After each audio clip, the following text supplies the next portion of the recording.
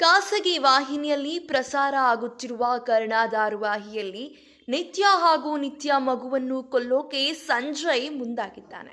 ಆದರೆ ಕರ್ಣ ಬಂದು ಅವಳನ್ನು ಬಚಾವ್ ಮಾಡಿದ್ದಾನೆ. ಹಾಗಾದ್ರೆ ಮುಂದೆ ಏನಾಗಬಹುದು?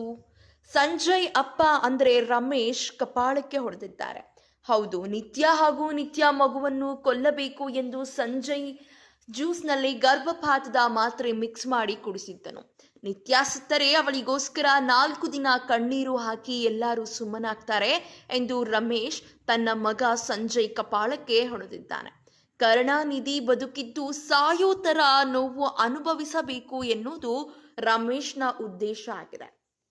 ನಿತ್ಯ ಮಗುವನ್ನು ಕೊಲ್ಲಲು ಯಾರು ಪ್ರಯತ್ನ ಪಟ್ಟಿದ್ದಾರೆ ಎನ್ನುವುದು ಕರ್ಣನಿಗೆ ಗೊತ್ತಾಗಿದೆ. ವಾಹಿನಿಯು ರಿಲೀಸ್ ಮಾಡಿದ ಪ್ರೋಮೋದಲ್ಲಿ ನಿತ್ಯ ಹಾಗೂ ಕರ್ಣ ಸೇರಿಕೊಂಡು ಜ್ಯೂಸ್ ಹಿಂದಿರೋರು ಯಾರು ಎಂದು ಕಂಡುಹಿಡಿಯುವ ಪ್ರಯತ್ನದಲ್ಲಿದ್ದಾರೆ. ಅಂದಹಾಗೆ ನಿತ್ಯ ಮಗು ಉಳಿದುಕೊಂಡಿದೆ ಎಂದು ಕಾಣುತ್ತಿದೆ. ಮಗು ಸತ್ತಿದ್ದರೆ ನಿತ್ಯ ಕಣ್ಣೀರು ಹಾಕಿಕೊಂಡು ಕೂರುತ್ತಿದ್ದಳು. ಆದರೆ ಇಲ್ಲಿ ಕರ್ಣ ನಿತ್ಯ ಸೇರಿಕೊಂಡು ಸತ್ಯವನ್ನು ಭೇದಿಸುವ ಯತ್ನದಲ್ಲಿದ್ದಾರೆ. ಒಟ್ಟಿನಲ್ಲಿ ಕರ್ಣನೇ ನಿತ್ಯ ಮಗುವನ್ನು ಉಳಿಸಿರೋ ಸಾಧ್ಯತೆ ಹೆಚ್ಚಿದೆ.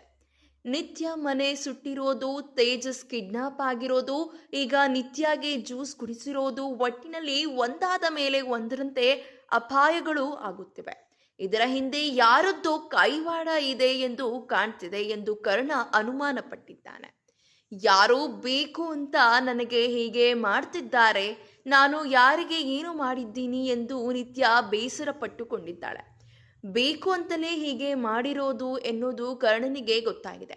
ಜ್ಯೂಸ್ ಕುಡಿಸಿದ ದಿನ ಮನೆಯಲ್ಲಿ ಯಾರು ಯಾರು ಇದ್ದರು ಎನ್ನುವುದನ್ನು ಕರ್ಣ ತಿಳಿದುಕೊಂಡಿದ್ದಾನೆ. ಅವರಲ್ಲಿ ಒಬ್ಬರು ಈ ಕೆಲಸ ಮಾಡಿದ್ದಾರೆ ಎಂದು ಕರ್ಣನಿಗೆ ಅನುಮಾನ ಬಂದಿದೆ. ಅಂದಹಾಗೆ ಕರ್ಣನ ತಾಯಿ ರಮೇಶ್ ಹೆಂಡತಿಗೆ ಇದರ ಹಿಂದಿನ ಸತ್ಯ ಏನು ಎಂದು ಗೊತ್ತಾಗಿದೆ. ಅದರ ಹಿಂದೆ ಯಾರಿದ್ದಾರೆ ಎಂದು ನನಗೆ ಗೊತ್ತಿದೆ ಎಂದು ಅವಳು ಹೇಳುತ್ತಾಳೆ. ರಮೇಶ್ ಮೇಲಿನ ಭಯಕ್ಕೆ ಅವಳು ಸತ್ಯ ಹೇಳುವುದು ಡೌಟ್ ಎನ್ನಬಹುದು. ಆದರೆ ಎಪಿಸೋಡ್ನ ಕೊನೆಯ ಭಾಗದಲ್ಲಿ ಒಂದು ಟ್ವಿಸ್ಟ್ ಕೊಟ್ಟಿದ್ದಾರೆ. ಅದು ಏನು ಎಂದು ತಿಳಿಸ್ಕೊಡ್ತೇನೆ. ಅದಕ್ಕೂ ಮುನ್ನ ನೀವಿನ್ನು ನಮ್ಮ ಚಾನೆಲ್ ಅನ್ನು ಸಬ್ಸ್ಕ್ರೈಬ್ ಮಾಡಿಲ್ಲ ಅಂದ್ರೆ ಈ ಕೂಡಲೇ ಸ್ಯಾಂಡಲ್ವುಡ್ ಕಥೆಗಳು ಯೂಟ್ಯೂಬ್ ಚಾನೆಲ್ ಅನ್ನು ಸಬ್ಸ್ಕ್ರೈಬ್ ಮಾಡಿ ಹಾಗೂ ಪಕ್ಕದಲ್ಲಿ ಕಾಣ್ತಿರುವಂತಹ ಬೆಲ್ ಐಕಾನ್ ಅನ್ನು ಕ್ಲಿಕ್ ಮಾಡಿ.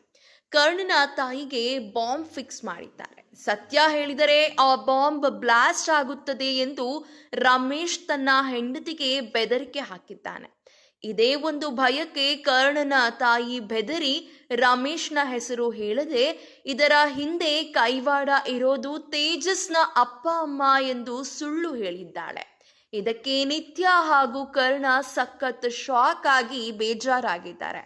ಈ ಸಲುವಾಗಿ ನಿತ್ಯ ತೇಜಸ್ ಅವರ ಅಪ್ಪ ಅಮ್ಮನ ವಿರುದ್ಧವಾಗಿ ನಿಲ್ಲುತ್ತಾಳೆ. ಜೊತೆಗೆ ಇಲ್ಲಿ ರಮೇಶ್ ಬಚಾವ್ ಆಗಿದ್ದಾನೆ. ಆದರೆ ಇದು ಕೆಲವು ದಿನಗಳಿಗೆ ಮಾತ್ರ. ಮುಂದಿನ ದಿನಗಳಲ್ಲಿ ಖಂಡಿತವಾಗ್ಲೂ ರಮೇಶ್ ಮತ್ತು ಸಂಜಯ್ ಹಾಗೂ ಅವರ ಅತ್ತೆ ಕೈವಾಡ ಇರೋದು ಖಚಿತವಾಗುತ್ತದೆ. ನಿಮ್ಮ ಪ್ರಕಾರ ಕರ್ಣ ಧಾರಾವಾಹಿ ಯಾವ ರೀತಿಯಲ್ಲಿ ಟ್ವಿಸ್ಟ್ ಹೊಂದಬಹುದು ಹಾಗೂ ಕರುಣಾನಿಧಿ ಒಂದಾಗಬೇಕು ಅಥವಾ ಟ್ವಿಸ್ಟ್ ಎನ್ನುವ ರೀತಿಯಲ್ಲಿ ಕರ್ಣನ ಮೇಲೆ ಪ್ರೀತಿ ಹುಟ್ಟಿ ಕರ್ಣ ಹಾಗೂ ನಿತ್ಯ ಒಟ್ಟಿಗೆ ಸಂಸಾರ ಮಾಡ್ತಾರಾ ಎಂಬ ವಿಚಾರವನ್ನು ಕಮೆಂಟ್ ಸೆಕ್ಷನ್ನಲ್ಲಿ ಕಮೆಂಟ್ ಹಾಕುವುದರ ಮೂಲಕ ನಮಗೆ ತಿಳಿಸಿಕೊಡಿ. ಇದೇ ರೀತಿಯ ಸಿನಿ ಅಪ್ಡೇಟ್ಸ್ಗಳಿಗಾಗಿ ಹಾಗೂ ಕನ್ನಡ ಬಿಗ್ ಬಾಸ್ ಸೀಸನ್ 12ರ ಲೇಟೆಸ್ಟ್ ಅಪ್ಡೇಟ್ಸ್ಗಳಿಗಾಗಿ ಈ ಕೂಡಲೇ ನಮ್ಮ ಯೂಟ್ಯೂಬ್ ಚಾನೆಲ್ ಅನ್ನು ಸಬ್ಸ್ಕ್ರೈಬ್ ಮಾಡಿ. ಹಾಗೆ ಪ್ರತಿಯೊಂದು ನೋಟಿಫಿಕೇಶನ್ಗಳಿಗಾಗಿ ಪಕ್ಕದಲ್ಲಿ ಕಾಣ್ತಿರುವಂತಹ ಬೆಲ್ ಐಕಾನ್ ಅನ್ನು ಕ್ಲಿಕ್ ಮಾಡಿ.